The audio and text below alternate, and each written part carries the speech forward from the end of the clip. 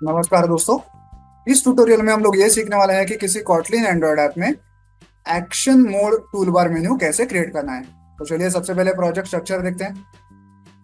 यहाँ पे एक मेन एक्टिविटी लेआउट फोल्डर में है, उसकी UI file activity underscore main dot XML, और मेन्यू फोल्डर में है दो मेन्यू फाइल्स। एक तो है टूलबार पे दिखाए जाने वाले डिफॉल्ट मेन्यू के लिए ये toolbar underscore menu dot XML, और जब एक्शन मोड मेन्यू शो किया जाएगा तो उसका मेन्यू दिखाने के लिए ये action mode context menu dot XML. सबसे पहले टूलबार मेन्यू को देखेंगे। देखिए बाय डिफॉल्ट टूलबार के ऊपर जो मेन्यू दिखाया जाएगा वो कुछ इस तरह होगा। सबसे पहले एक मेन्यू टैब होगा और उसके अंदर दो मेन्यू आइटम होंगे। एक होगा आइटम 1 और दूसरा होगा एक ब्लूटूथ का आइकॉन।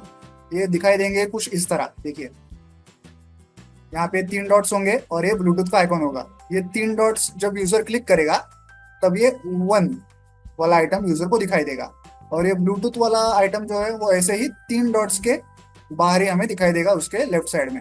ये बाहर क्यों आया, ये तीन डॉट्स के अंदर क्यों नहीं है? क्योंकि हमने यहाँ पे ब्लूटूथ वाले आइटम में show as action if room ऐसा लिखा हुआ है, इसलिए ये तीन डॉट्स के बाहर आ गया और इंडिपेंडेंटली दिखने लगा टूल बार पे। जबकि हमने ऐसा यहाँ पे कुछ भी नहीं लिखा है 1 के लिए, इसलिए ये तीन डॉट्स के अंदर ही रह गया। जब यूजर तीन डॉट्स को क्लिक करेगा तब ये वाला दिखेगा और यूजर उसको क्लिक कर सकता है। ओके, तो बाय डिफॉल्ट हमारे टूल बार पे ऐसा मेन्यू शो किया जाएगा। और जब एक्शन मोड मेन्यू शो किया जाएगा, एक्शन मोड वाला टूल बार शो किया जाएगा, तब कैसा मेन्यू दिखेगा? तब मेन्यू दिखेगा, दिखेगा कैसे आपको अभी इसमें नहीं समझेगा, प्रैक्टिकली जब देखेंगे वो तब समझेगा आपको। लेकिन मेन्यू कुछ इस तरह होगा। यहाँ पे एक मेन्यू टैब होगा और इसमें दो आइटम्स होंगे। एक का नाम होगा 2, दूसरे का नाम होगा 3। ओके, वो जो ब्लूटूथ आइकॉन दिखाई दे रहा था हमें तीन डॉट्स के बाहर, वैसे ही ये दोनों दिखाई देंगे 2 और 3। ओके, अब देखते हैं यूआई। यूआई के लिए यहाँ पे ऊपर हमारे पास एक टूल बार है जिसमें बाय डिफॉल्ट हमें ये मेन्यू दिखाई देगा, और यहाँ स्क्रीन के बीचों बीच एक बटन है जिसका नाम है शो एक्शन मोड मेन्यू। इसका कोड देखते हैं। देखिए यहाँ पे है कंस्ट्रेंट लेआउट, ये है वो मटेरियल टूल बार हमारा। उसमें जो डिफॉल्ट मेन्यू हमें दिखाना है उसके लिए मेन्यू एट्रीब्यूट है, जो हमारी डिफॉल्ट मेन्यू फाइल है tool bar underscore menu dot XML, उसे हमने यहाँ पे सेट किया है। इसको एक टाइटल दिया है टूल बार, और यहाँ पे एक थीम भी है टूल बार थीम। ओके, ये टूल बार थीम कहाँ पे है? यहाँ पे आरईएस फोल्डर में वैल्यूज के अंदर ये थीम्स करके है, दो फाइल्स हैं, दोनों फाइल्स में ये थीम लिखी हुई है। देखिए यहाँ पे नीचे ये टूल बार थीम लिखी हुई है। टूल बार का कलर कैसा होना चाहिए, टेक्स्ट का कलर वगैरह वगैरह चीजें सारी इसमें लिखी हुई हैं।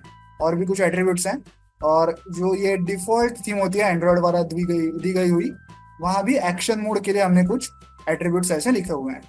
ओके, ये आपको डाउनलोड करने के लिए मिल जाएगी, फिलहाल ये समझने की जरूरत नहीं है। अब उसके बाद ये टूल बार थीम लिखना बहुत इंपॉर्टेंट है, इसको आप स्किप नहीं कर सकते। ओके, तो ये हो गया अपना मटेरियल टूल बार। उसके नीचे ये है बटन स्क्रीन के बीचों बीच जिसपे लिखा हुआ है show action mode menu.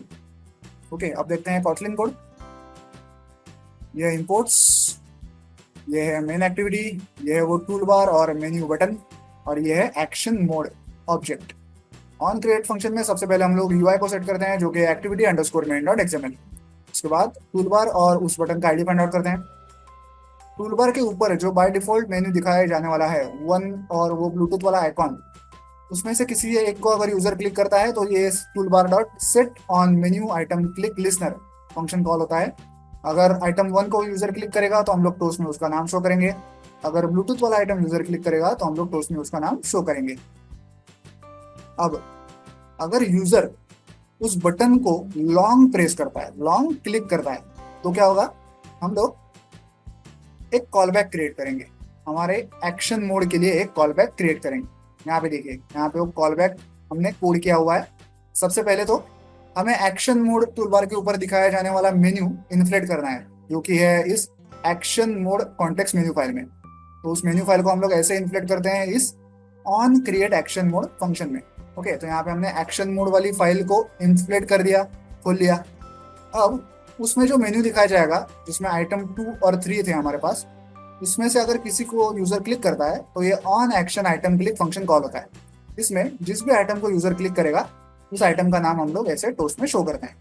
Okay, और ये क्लिक करने के बाद ये जो एक्शन मोड वाला टूल बार है वो हट जाएगा, और जो हमारा डिफॉल्ट टूल बार है वो हमें वापस दिखाई देगा। सिंपल सा कोड है। तो चलिए इस ऐप को मोबाइल डिवाइस पर रन करके प्रैक्टिकली चेक करते हैं।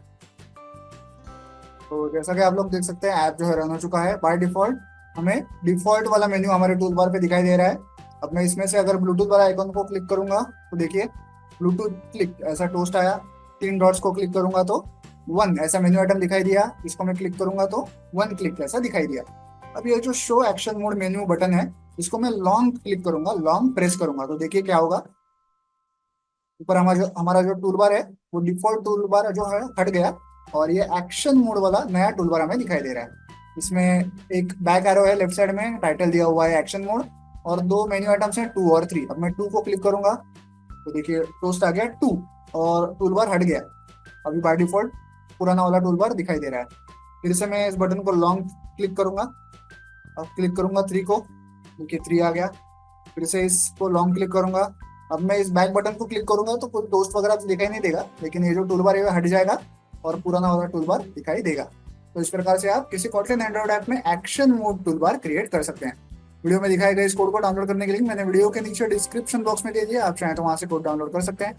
वीडियो को एंड तक देखने के लिए धन्यवाद। Thank you.